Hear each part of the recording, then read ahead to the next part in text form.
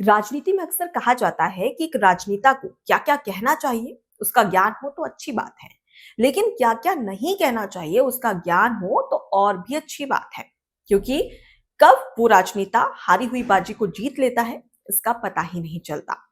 लेकिन अक्सर आपने देखा होगा कि कई बार नेताओं की जुबान फिसल जाती है और अर्थ का अनर्थ हो जाता है, पता ही नहीं चलता। और कई बार तो ऐसा होता है कि कुछ राजनेता इस तरीके के बेतुके बयान दे देते हैं कि पार्टी को खुद आकर ये कहना पड़ता है कि जो राजनेता की ओर से जो बयान दिया गया है ये इनके व्यक्तिगत विचार हैं।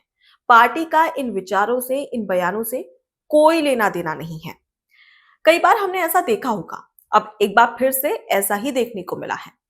दरअसल इमरान मसूद, सांसद इमरान मसूद, जिनका एक ऐसा बयान जिसको लेकर राजनीतिक गलियारों में एक बार फिर से हलचल देखने को मिल रही है। उत्तर प्रदेश के सहारनपुर से कांग्रेस सांसद इमरान मसूद, जिन्होंने हमास की तुलना भगत सिंह, स्वतंत्रता सेनानी भगत सिंह से कर दी और अब उन पर यह भारी पड़ती हुई नजर आ रही है। और सिर्फ उन पर नहीं बल्कि कांग्रेस पार्टी पर भी, क्योंकि बीजेपी लगातार हमलावर है। और सिर्फ बीजेपी नहीं बल्कि इसके साथ ही तमाम जो आम जनता है वो भी सवाल कर रही है कि एक फिलिस्तीनी आतंकी संगठन की तुलना आपने हमारे स्वतंत्रता सेनानी शहीद आजम भगत सिंह से आखिर कैसे कर दी। दरअसल हुआ कुछ यूं कि एक पत्रकार की ओर से सांसद इमरान मसूद से सवाल किए जाते हैं। फिलिस्तीन और इजराइल में लगातार युद्ध की स्थिति बनी हुई है, युद्ध हो रहा है, इसे लेकर सवाल किया जाता है। 7 अक्टूबर 2023 को इजराइल पर हमास की तरफ से जो हमले किए गए थे उसको लेकर यह सवाल होता है, जिसमें पत्रकार कहता है कि फिलिस्तीन में कई बेजुबान और कई मासूम लोग हैं, आम जनता है, जीव जंतु है, उनकी जान गई है। जो बेकसूर लोगों की जान गई है, जो कि हमास से अलग है, उनकी जान गई है, इसके लिए दुख है और हर कोई इस पर दुख जता रहा है। लेकिन हमास एक आतंकी संगठन है। इस बात पर मसूद इतना ज्यादा भड़क जाते हैं और सीधे बोलते हैं पत्रकार से कि मैं नहीं मानता कि जो हमास है वो एक आतंकी संगठन है। क्या भगत सिंह भी आतंकवादी थे? ये सीधे तौर पर वो कहते हैं। तब पत्रकार इस पर ऑब्जेक्शन उठाता है और बोलता है कि आप भगत सिंह, जो कि शहीद आजम है, स्वतंत्रता सेनानी है, उसका कंपेयर आप एक उनका कंपेयर आप एक आतंकवादी संगठन से कैसे कर सकते हैं, हमास से कैसे कर सकते हैं? तब मसूद कहते हैं कि मैं नहीं मानता कि हमास कोई आतंकवादी संगठन है, क्योंकि भगत सिंह जो कि अपनी आजादी, हमारी आजादी के लिए लड़े थे और भारत की जमीन के लिए लड़े थे, ठीक उसी तरीके से हमास भी अपनी आजादी के लिए और अपनी जमीन के लिए लड़ रहा है। इसके बाद में पत्रकार की ओर से कई सवाल उठाए जाते हैं, जिस पर वो साफ तौर पर कहते हैं कि मैं आपकी बात से बिल्कुल भी सहमत नहीं हूं, क्योंकि भगत सिंह जो कि शहीद आजम है, स्वतंत्रता सेनानी है, उनकी तुलना आप कभी भी आतंकवादी संगठन से नहीं कर सकते हैं। जिसके बाद में मसूद यहां पर नहीं रुकते, साथ ही वो ये भी कहते हैं कि आप हमास की ओर से जो कई लोगों की 250 लोगों को बंधक बनाया गया है, आप सिर्फ उन्हें देख रहे हैं। लेकिन ये भी तो देखिए कि इजराइल ने फिलिस्तीन पर किस तरीके से यहाँ पर हमलावर होता हुआ नजर आ रहा है और कई लोगों की जान गई है। आप उसे क्यों नहीं देखते हैं? यहाँ पर मसूद की ओर से कहा गया। अब ऐसे में ये बयान जब वायरल हुआ सोशल मीडिया पर, उसके बाद में चारों ओर चर्चा चलने लगी कि आखिर ये कंपैरिजन कैसे हुआ। हमास एक आतंकी संगठन है। दरअसल अमेरिका, ब्रिटेन और कनाडा, ये तमाम बड़े देश हैं जहां पर हमास को साफ तौर पर आतंकवादी संगठन घोषित किया गया है।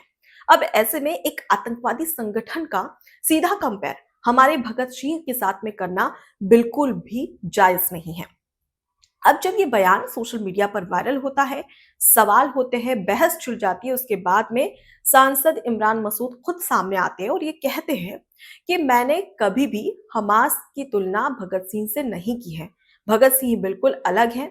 भगत सिंह हमारे काफी ज्यादा पूजनीय एक तरीके से कहा जा सकता है, क्योंकि उन्होंने, उनकी वजह से देश आजाद हुआ है, वो स्वतंत्रता सेनानी है और मैंने कभी भी हमास और भगत सिंह की तुलना नहीं की। अब वो ये कहते हुए नजर आ रहे हैं, यानी कि पहले तो खुद ही बयान देते हैं और उसके बाद खुद ही उस बयान से मुकर जाते हैं। इसके साथ ही उन्होंने ये भी कहा कि आपकी ओर से, यानी कि जो पत्रकार लोग हैं और जो मीडिया है, उस पर सवाल उठाते हैं और कहते हैं कि आपकी तरफ से लगातार मेरे जो बयान है उसे तोड़ मरोड़ कर पेश किया जा रहा है, उसका गलत मतलब निकाला जा रहा है, जो कि मुझे बिल्कुल भी मंजूर नहीं है। अब बीजेपी ये सवाल खड़े कर रही है कि इमरान मसूद माफी मांगे, और दूसरा ये कि कांग्रेस पार्टी को सामने आना होगा और उनके सांसद की ओर से जो बेतुका बयान दिया गया है इसको लेकर कांग्रेस पार्टी को माफी मांगनी पड़ेगी। अब सवाल ये है कि अक्सर इमरान मसूद इस तरीके के बयान क्यों देते हैं? इसके पीछे का कारण क्या है? क्या मुस्लिम वोटर्स को यहाँ पर लुभाने की कोशिश की जा रही है? क्योंकि हम देखते हैं कि कई बार जो भारत देश है उसमें जिस तरीके से इजराइल और फिलिस्तीन को लेकर जो बहस देखने को मिलती है, उसमें भारत में ही कई बार फिलिस्तीनी झंडे लहराए जाते हैं और उसके साथ ही फिलिस्तीन का कुछ लोग सपोर्ट भी करते हैं। क्या साफ तौर पर ये वोट बैंक की राजनीति कर रहे हैं? वो इसलिए क्योंकि इमरान मसूद का जो बयान दिया गया था हमास को लेकर, फिलिस्तीन को लेकर, इससे तो यही जाहिर होता है कि वो मुस्लिम वोटर्स को अपनी ओर आकर्षित करना चाहते हैं। क्योंकि अगर हम भारत सरकार की बात करें, भारत की बात करें, तो भारत का सीधा सा एक ओपिनियन है इजराइल और फिलिस्तीन को लेकर कि वो न्यूट्रल है, यानी कि वो यही चाहता है कि दोनों देश आपस में मिल जाए और शांति बनाए रखें। लेकिन दूसरी ओर इस तरीके का बेतुका बयान कहीं ना कहीं बहुत ही शर्मनाक है। हालांकि इमरान मसूद ने साफ कर दिया है कि उनकी ओर से जो तुलना नहीं की गई है इसे तोड़ मरोड़ कर पेश किया जा रहा है। अब एक और बात कि इमरान मसूद की ओर से पहली बार ये बयान नहीं दिया गया है, इससे पहले भी उन्होंने कई ऐसे बयान दिए जो कि काफी ज्यादा बहस का मुद्दा रहा है। बात करेंगे 2014 के लोकसभा चुनाव की, जब सहारनपुर जो कि संसदीय क्षेत्र माना जाता है इमरान मसूद का, फिलहाल वो वहां से सांसद भी है। 2014 के लोकसभा चुनाव में तमाम जो दल थे, राजनीतिक दल, वो पूरी ताकत झोंक रहे थे। इसी दौरान सहारनपुर पहुंचते हैं इमरान मसूद। इमरान मसूद एक जनता को संबोधित करते हैं, वहां की आवाम जो है उसे संबोधित किया जाता है। इस दौरान वो प्रधानमंत्री नरेंद्र मोदी को लेकर एक ऐसा बयान दे देते हैं जो उन्हें सीधे कोर्ट पहुंचा देता है। जी हाँ, दरअसल सहारनपुर की जनता को संबोधित कर रहे थे इमरान मसूद, जिनकी ओर से प्रधानमंत्री को लेकर ये बयान दिया जाता है कि अगर नरेंद्र मोदी सहारनपुर आएंगे तो उनकी बोटी बोटी कर देंगे।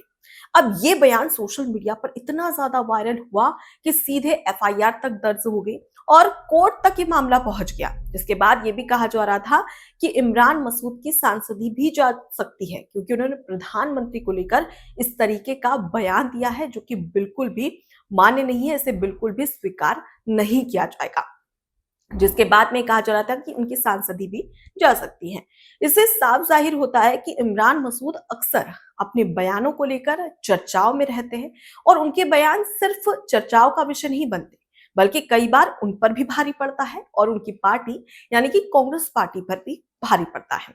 अब ऐसे में जरूरी हो जाता है कि आप भले ही किसी को लुभाने के लिए, किसी का वोट पाने के लिए आप इस तरीके के बेतुके बयान दे रहे हो, लेकिन आपको ये बहुत जरूरी है ये समझना कि आप किसी की भावनाओं को आहत भी कर सकते हैं, क्योंकि इसकी समझ एक राजनेता में होना बहुत जरूरी है। अब बात करेंगे बिहार चुनाव की। दरअसल उत्तर प्रदेश के सहारनपुर के सांसद भले ही इमरान मसूद हो, लेकिन इसका असर बिहार पर भी पड़ सकता है, क्योंकि निश्चित तौर पर बीजेपी इसे बहुत अच्छे तरीके से भुनाएगी, क्योंकि हमारे स्वतंत्रता सेनानी शहीद आजम भगत सिंह, जिसे पूरा देश पूछता है, लेकिन इसी बीच इस तरीके का बयान आना कहीं ना कहीं बिहार की जनता को भी पसंद नहीं आएगा। अब ये कहा जा रहा है कि भगत सिंह को लेकर इस तरीके का बयान दिया है जिसका सीधा असर कांग्रेस पार्टी पर पड़ सकता है और उसके वोट बैंक पर भी पड़ सकता है, क्योंकि निश्चित तौर पर यहाँ पर सिर्फ बीजेपी नहीं है जो सवाल खड़े कर रही है, बल्कि आम जनता भी इमरान मसूद के इन विचारों पर, इस बयान पर सवाल खड़े कर रही है। हालांकि उन्होंने साफ तौर पर कह दिया है कि मैंने तुलना नहीं की है और मुझे इस तरीके से बार बार परेशान ना किया जाए, लेकिन अब तक अगर बात करें तो आधिकारिक तौर पर ना तो कांग्रेस पार्टी की ओर से कोई बयान आया है और ना ही इमरान मसूद ने इसे लेकर माफी मांगी। अभी वो सिर्फ डिनाई कर रहे हैं, मतलब ये कह रहे हैं कि मैंने कंपेयर नहीं किया है तो इसलिए मुझे इस तरीके से परेशान ना किया जाए। लेकिन क्या सिर्फ इमरान मसूद? नहीं, दरअसल इसके अलावा कन्हैया कुमार की भी बात कर लेते हैं। कन्हैया कुमार भी एक बार इसी तरीके का एक बयान देते हैं। एक पत्रकार की ओर से कन्हैया कुमार से सवाल किया जाता है कि लालू यादव चारा घोटाला को लेकर ये सवाल होते हैं कि क्या आप लालू यादव को भ्रष्टाचारी कहना गलत है? तो वो कन्हैया कुमार कहते हैं कि हाँ, बिल्कुल गलत है। तो उसके दौरान पत्रकार की ओर से सवाल किया जाता है कि उन्हें कोर्ट की ओर से सजा मिल चुकी है, तब भी लालू यादव को भ्रष्टाचारी कहना गलत होगा। तो वो कहते हैं कि कोर्ट से तो भगत सिंह को भी सजा मिली थी और उन्हें फांसी हुई थी। तो ऐसे में ये कंपेयर हमेशा से किया जाता है, आखिर क्यों? वो स्वतंत्रता सेनानी हैं और शायद उनकी वजह से आज हम आजाद भारत में सांस ले रहे हैं। तो ऐसे में जरूरी हो जाता है कि कब कहाँ किसकी तुलना करनी है, ये राजनेताओं को ध्यान रहना बहुत जरूरी है, क्योंकि कई बार हम वोट बैंक को साधने के लिए या किसी को खुश करने के लिए इस तरीके के बेतुके बयान देते हैं, लेकिन कई बार यही हम पर भारी पड़ जाता है। ऐसे में जरूरी है कि अगर आप जिस पद पर है, इस दौरान ध्यान दें कि आप किसकी तुलना किससे कर रहे हैं। फिलहाल कहा जा रहा है कि बिहार चुनाव में इसे जमकर भुनाया जाएगा, जो कि कांग्रेस पार्टी पर हावी हो सकता है। अब ऐसे में देखने वाली बात होगी कि क्या कांग्रेस पार्टी इसको लेकर कोई आधिकारिक बयान दर्ज करती है या फिर नहीं। एबीसी हिंदी न्यूज आज ही जुड़िए हर खबर के साथ